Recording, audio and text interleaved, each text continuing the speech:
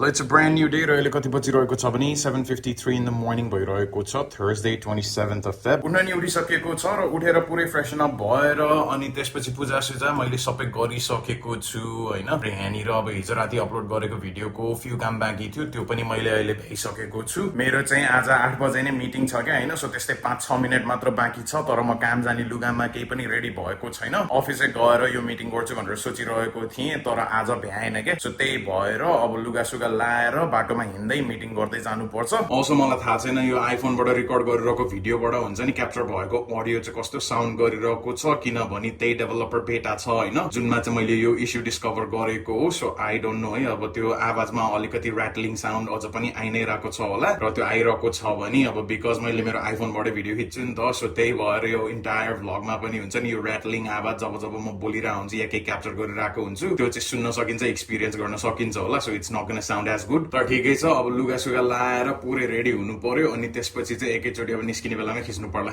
ल अब चाहिँ काम निस्किनको लागि फुल्ली रेडी भइसकेको छु। अब चाहिँ के गर्छु भने एकैचोटि जब घर फर्किन्छु नि त्यतिखेर आएर खिच्छु म। तर ऊ चाहिँ आज एउटा हाइकिङको लागि जाँदैछ। सो उसले हुन्छ नि आज ऊ पनि भ्लग खिच्छु भनेर भन्दैछ। सो उसले केही क्याप्चर गरेछ भने यो क्लिप पछि हालिदिउँला। केही गरेर उसले केही खिच्न मिलेन छ भने चाहिँ अब त्यही हो म काम भ्याएर जब घर आउँछु त्यतिखेर खिच्छु। अहिलेको लागि चाहिँ म गइहालेँ ल।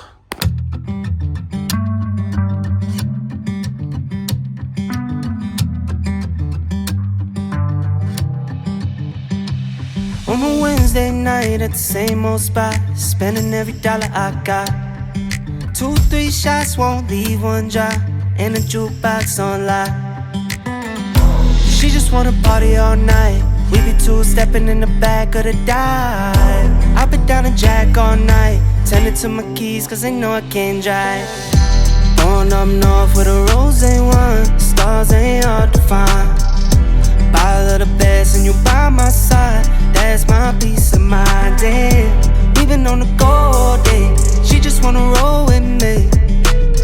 From the bar to the stool all night, just you and I, two-stepping in a dive bar.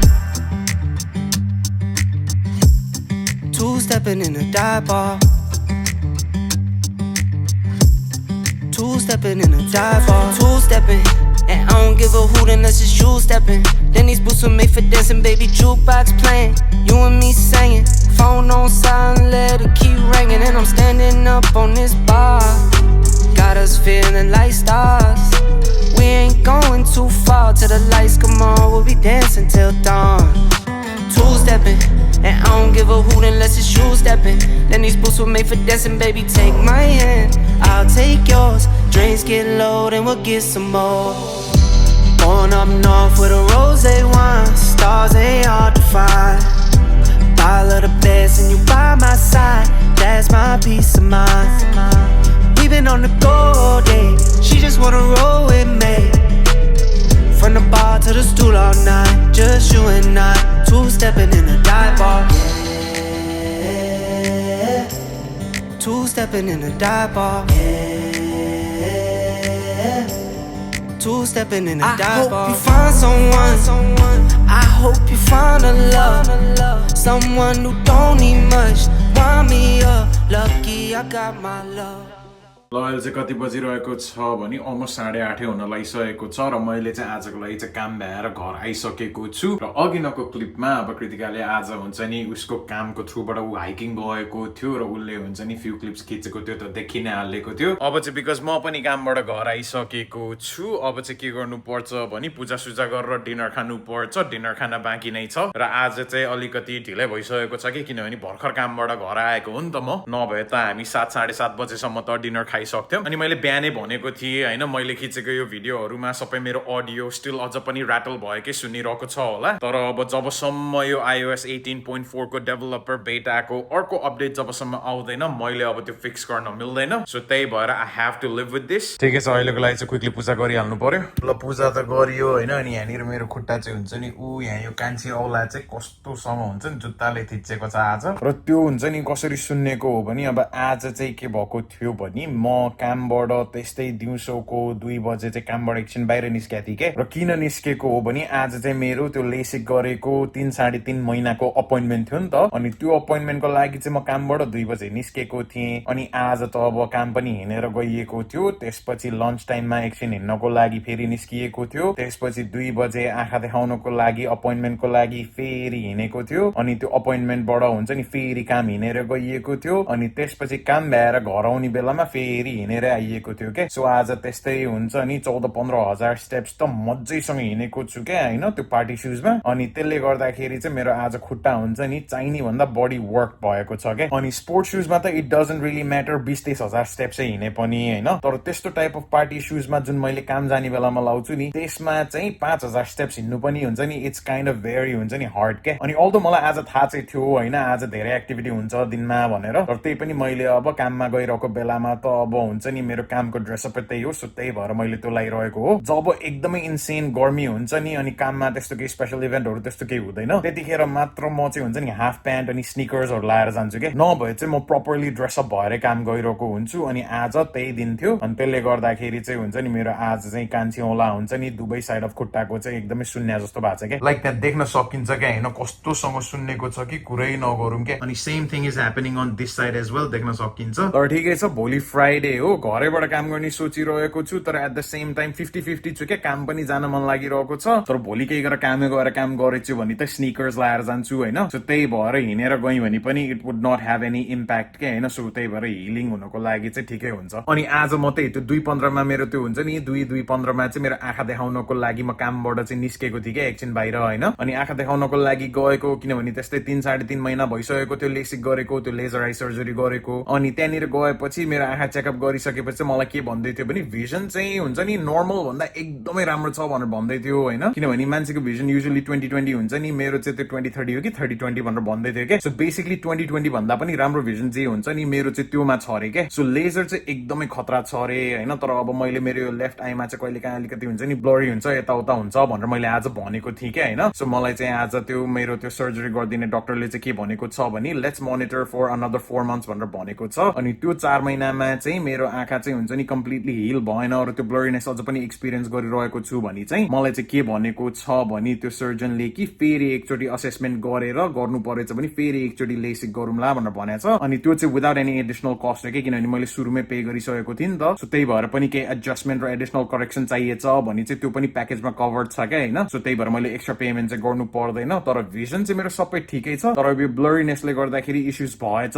भने चाहिँ हुन्छ नि त्यो अप्सन पनि छ क्या। सो आज त्यही कुरा भएको थियो अलिकति लामै अपोइन्टमेन्ट भएको थियो। अनि मैले त्यही भएर पनि दिउँसो क्याप्चर गरिनँ क्या किनभने अब काममा गएको थिएँ कामको लुगा लगाइरहेको थिएँ होइन। अनि पछि गएर यस्तो हतार हतार भइरहेको थियो कि खिच्ने टाइमै थिएन क्या। सो त्यही भएर चाहिँ मैले आज हुन्छ नि कामबाट निस्केर चाहिँ त्यहाँ लेजर आई सर्जरी गरेको ठाउँमा गएको चाहिँ क्याप्चर गरिनँ क्या। तर यहाँ घडीमा देख्न सकिन्छ उता टप लेफ्टमा 14,182 भनेर भनेको छ नि। त्यही हो आजको इन्टायर स्टेप्स क्या। म घरदेखि कामसम्म हिँडेर गएको त्यसपछि कामबाट लन्च खानको लागि बाहिर निस्केको त्यसपछि कामबाट फेरि आँखा जचाउने ठाउँसम्म हिँडेर गएको त्यसपछि आँखा जचाउने ठाउँदेखि कामसम्म फेरि हिँडेर गएको त्यसपछि कामदेखि घरसम्म हिँडेर आएको त्यति सबैमा चाहिँ आज हुन्छ नि 14-15 हजार स्टेप्स भएको छ क्या आज। अनि त्यसले गर्दाखेरि नै मेरो हुन्छ नि दुवै कान्छी औँलामा टुटिलको उठेको जस्तो भएको छ क्या त्यो पार्टी सुजले। अनि जुत्ता चाहिँ लिटरली यही हो इटालियन सुज हो होइन। मलाई एकदमै मन पर्छ क्या। अनि काम जाने बेलामा म जहिले पनि यही लाउँछु क्या। तर जसले पनि यस्तो जुत्ता लाउँछ नि they know exactly what I'm talking about क्या होइन कि यो कामहरूको लागि चाहिँ एकदमै राम्रो छ। तर यस्तो जुत्तामा हिँड्नु पर्यो भने चाहिँ हुन्छ नि इट्स पेनफुल। ल अहिले चाहिँ हामी के गर्न जान लागिरहेछौँ भने यहाँनिर जे देखेको छ नि त्यो चाहिँ एउटा औषधिको नाम हो क्या। र आज बेसिकली आँखा जचाउन गएको बेलामा चाहिँ अब त्यो 4 महिना चाहिँ हुन्छ नि त्यो ड्रप्स हालेर हेर्नु भनेको छ मेरो आँखामा। अनि त्यो औषधि चाहिँ त्यो ड्रप्सको नाम हो क्या। सो अब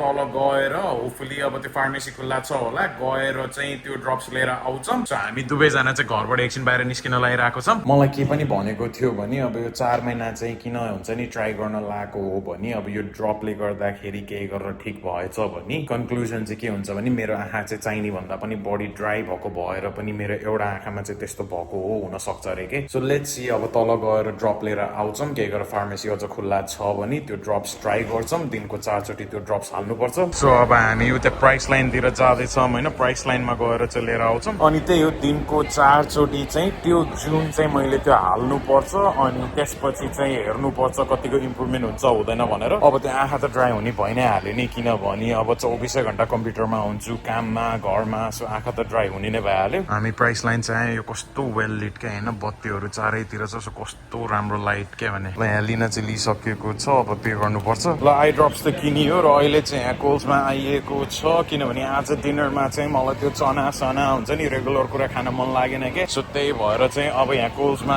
आएर चाहिँ मेबी कप नुडल्स लिएर जानु पर्ला भनेर चाहिँ सोचिरहेको छौँ डिनरको लागि अस्ति नै लिएर गएको किम्ची त छँदैछ तर अब यहाँबाट कप नुडल लिएर गयो भने कप नुडल र किम्ची खान मजा आउँछ कि खासै त्यति धेरै अप्सन त छैन तर मलाई मन पर्ने चाहिँ यो हो सो यो लिएर जान्छौँ ल हामीले एडिसनल सामान पनि लिइसकेको छौँ र मैले चाहिँ यहाँनिर अर्को एउटा सामान पनि बोकेको छु अनि यो सबै चाहिँ आई हेल्थको लागि एकदमै राम्रो हो क्या जुन मलाई आज डक्टरले भनेको थियो लिन चाहिँ अब 2-3 सामान मात्र लिएको छु रिसिट चाहिँ यत्रो लामो छ क्या बिना सित्तेको यिनीहरूलाई पेपर बढी भएको छ त्यही भएर हुन्छ नि चाहिने भन्दा बढी पेपर वेस्ट गर्छन् क्या ल हामीले चाहिँ लिएर चाहिँ के लिएर आएको हो भने यहाँनिर चाहिँ हेम्पसिड ओइल छ होइन अनि अर्को चाहिँ यहाँनिर के छ भने फिश ओइल छ र यो चाहिँ अलिकति stronger version of the fish oil हो क्या अनि यो सबैले चाहिँ आँखाको ड्राइनेसलाई चाहिँ एकदमै हेल्प गर्छ क्या होइन राम्रोसँग खायो भने किनभने डायटले पनि आँखाको ड्राइनेसलाई इम्प्रुभ गर्न सकिन्छ क्या अनि लेजर गरिसकेपछि त आँखाको ड्राइनेस भनेको is one of the common thing होइन सो त्यही भएर त्यो इम्प्रुभ गर्नको लागि ड्रप्स त छँदैछ तर ड्रप्समा सधैँभरि टिकिरहन सकिँदैन सो त्यही भएर पनि खानाले पनि राम्रो गर्न सकिन्छ सो त्यही भएर डायटमा हुन्छ नि अब त्यो आँखा ड्राइनेस इम्प्रुभ गर्नको लागि सो त्यही भएर त्यो लिएर आएको हो किनभने डक्टरसँग आज कुरा गर्दाखेरि उसले सजेस्ट गरेको थियो किनभने मैले सोधेको थिएँ कि अपार्ट फ्रम ड्रप्स मैले डायटमा केही इम्प्रुभ गर्यो भने चाहिँ हुन्छ नि डायटको थ्रुबाट पनि हेल्प हुन्छ भनेर सोधेको थिएँ अनि डक्टरले चाहिँ हुन्छ नि यो कुरा भनेर भनेको थियो अनि मैले त्यही आज किनेर लिएर आएको हो क्या अहिले भर्खर कोल्सबाट ल अब आजको हाम्रो डिनर चाहिँ रेडी भइसकेको छ अलिकति जङ्क छ तर ठिकै छ आज अलिकति ढिलो आएको भएर केही पनि गर्ने टाइम थिएन सो त्यही भएर कप नुडल खान लागिरहेको छौँ अनि सँगसँगै यहाँनिर किम्ची पनि छ अनि त्यहाँनिर टुना पनि छ अब यो खाइहाल्नु पर्यो ल अहिले घडी हेर्ने भने टक्क 11 पनि बजिसकेको छ रातिको र अब के गर्नु पर्यो भने आई थिङ्क आजको लागि चाहिँ यो भ्लग एन्ड गर्नु पर्यो अनि म चाहिँ सिधै हुन्छ नि आफ्नो मोनिटरमा हेरिरहेको छु जबकि क्यामेरा चाहिँ यता छ र मोनिटरमा चाहिँ किन हेरिरहेको हो भने अब मैले आफ्नो स्टुडियोमा भएको क्यामेराले चाहिँ यो एन्डिङ क्लिप खिचिरहेको छु नि त अनि मैले त्यसको लाइभ स्ट्रिम चाहिँ आफ्नो मोनिटरमा हेर्न सकिरहेको छु सो त्यही भएर मेरो आँखा चाहिँ मोनिटरमा छ तर ठिकै छ अब आज के गरियो कसो गरियो मैले पुरा समराइज गरेकै छु होइन अघिको क्लिप्सहरूमा सो त्यही भएर फेरि म त्यसलाई रिपिट गर्दिनँ बेसिकली आजको दिन सकिसकेको छ अब त्यति भन्दै म के गर्छु भने I'll end the video right here so thank you for watching this vlog this far I'll definitely see you in the vlog tomorrow till then bye